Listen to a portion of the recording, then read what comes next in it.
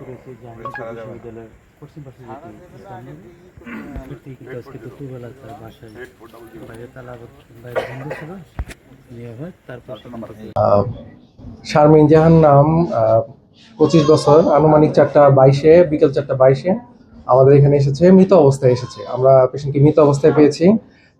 ওনার মাথার ডান সাইডের দিকে একটু ভারী কিছু দিয়ে আঘাত করা হয়েছে এরকম মনে হয়েছে, আঘাতের চিহ্ন পেয়েছি আমরা।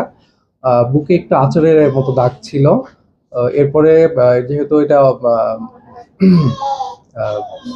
মৃত অবস্থায় এসেছে এবং সাসপেক্টেড একটা সার্কামস্ট্যান্স ছিল, আমরা সাভার থানাকে ইনফর্ম করার পর পুলিশ এসে বডি রিসিভ করে ওনারা নিয়ে গিয়েছে।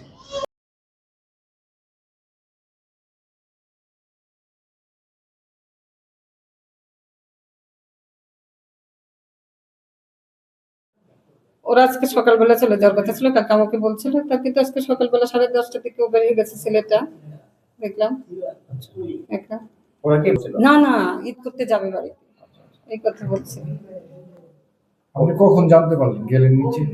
নিচে ও শব্দ করতেছিল, তারপরে আমি গেলাম, কি হয়েছে, তারপরে এখন ও হ্যাঁ কি পরে ভিতরে ঢুকলো, দরজা বাইরে থেকে হ্যাঁ কি খোলা ছিল, মানে লাগানো ছিল, একটু লাগানো ছিল, তো পরে ভিতরে ঢুকলো, ঢুকে হ্যাঁ কি ছেলেটা স্বামী আর কি ওনার হাজবেন্ড ভিতরে যাই দেখি যে মেয়েটা শুয়ে আছে দুই দিকে, হ্যাঁ হাতটা ছড়ানো, তা বলতেছে কি হয়েছে, আমি বলছি কি ও যেন কথা বলতেছে না, তখন আমি বললাম তাহলে কি ডাক্তারের কাছে নিতে হবে।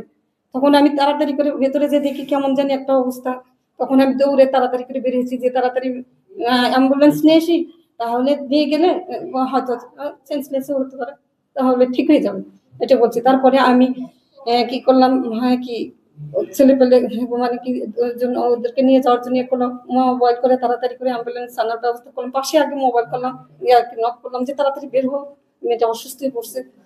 বললাম আঘাতের চিহ্ন ছিল, দেখেন আপনি আঘাত? রক্ত দেখছি, আমি একটু রক্ত দেখছি।